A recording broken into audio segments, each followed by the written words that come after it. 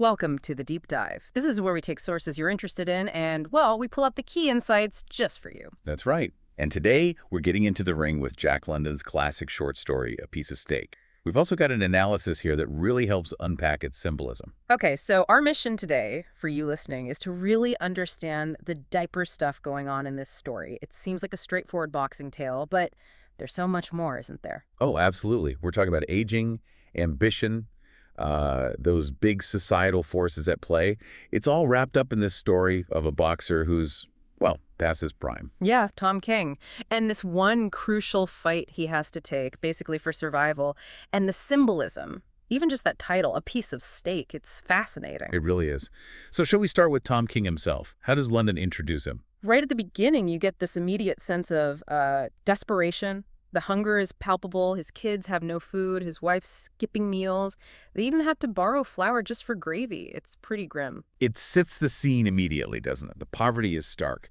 And what about his appearance? London gives us quite a picture. He does. You get that classic prize fighter's face, the broken nose, the cauliflower ear. It tells its own story of hard life, a hard career. The marks of his trade. But, and this feels important, London makes it clear he's not like a bad guy or a criminal. Fighting is his profession. He does it to earn money, not out of malice. That's a crucial distinction. He's a working man in a very tough industry. And you can't forget his past either. This isn't just some washed-up fighter. He was the heavyweight champ of New South Wales. Wow, yeah. That contrast between the past glory and the present reality, it really sharpens the focus on what he's lost, doesn't it? It absolutely does. Which brings us neatly to that title, A Piece of Steak. Why is this simple thing so central? Well, on the most basic level, he's starving. He physically needs the energy for the fight. He genuinely believes that steak will give him that edge, that strength. Right, pure physical necessity. But the analysis we're looking at points out it becomes more than just calories, right? Exactly. It starts as hope, maybe. The hope that he can turn things around, win the fight, feed his family. It's like a tangible symbol of what he's fighting for. And the fact his wife can't even get it on credit, that really drives home how far he's fallen. Oh, yeah. He thinks back to when he used to feed steak to his dog. The butcher wouldn't have thought twice about giving him credit back then. Now, nothing. It's brutal. It's a very powerful illustration. And as the story goes on, and he still doesn't get the steak, its meaning shifts again, doesn't it? It does. It becomes pure motivation in the ring. He's fighting for that steak, almost literally. But there's a darker side too, maybe. Well, the analysis suggests it also becomes, perhaps subconsciously, a ready-made excuse. If he loses, he could think, if only I'd had that steak. Yeah. It sort of protects his ego, maybe. That's interesting. A way to externalize the failure. So it's hunger, hope, motivation, and maybe even an alibi, all in one piece of meat. Quite a lot of weight for a simple steak. Okay, so let's talk about the fight itself. It's clearly not just about boxing. The analysis argues it's a metaphor. What's it representing? It really works as a metaphor for broader life struggles, especially for the working class at that time, early 20th century, and also just the general struggle of getting older in a competitive world. And you see that in why they're fighting, right? Their motivations are totally different. Completely. Tom King is fighting because he has to, for survival, for his family. Sandel, the younger guy, he's fighting for fame, for money, for the future. Ambition versus necessity. And the analysis puts this in historical context, too. Early capitalism, labor movement starting up, the progressive era in the U.S., lots of social tension and inequality. Exactly, and the story reflects that. Think about the boxing club promoters setting up this specific fight. Yeah, what's their angle? Well, they're banking on Sandel. He's the future, the potential star, the bigger draw down the line. King is. Well, he's the past. Beating him gives Sandel credibility. So King is basically being used, a stepping stone. It feels that way. Yeah. It mirrors those power dynamics in the wider society, the system favoring the new over the old, maybe. And their fighting styles reflect this too. King is all experience, conserving energy, being smart. He has to be. He doesn't have the reserves anymore. Sandel, though, he's all youthful energy, just relentless attack. It's a real clash. And those moments in the fight, like when King almost knocks Sandel out in the third round, a glimpse of the old champion. A flash of brilliance. But Sandel gets up, that youthful resilience.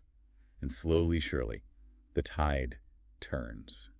Age and exhaustion, start to take their toll on King. It's that relentless youth just grinding him down, which leads to that other big theme, youth versus age. It's everywhere in the story. King himself thinks about it, how he used to beat older fighters when he was young. Now the shoe's on the other foot. Yeah, he sees himself in the guys he defeated. The story even calls youth a nemesis, doesn't it? It does. Like this inevitable force that just comes for everyone eventually. It's quite a bleak view of aging and competition, really. Decline is unavoidable. And that connects to Stousher Bill, right? The guy King beat years ago. He keeps remembering him. Yes, Stousher Bill is a really potent symbol of exactly the cycle of a boxer's life, the inevitability of being replaced. King remembers Bill crying after their fight. He didn't really get it back then. But he gets it now. Oh, he definitely gets it now, facing the same thing himself. That deep despair of knowing your time is up, your strength is gone.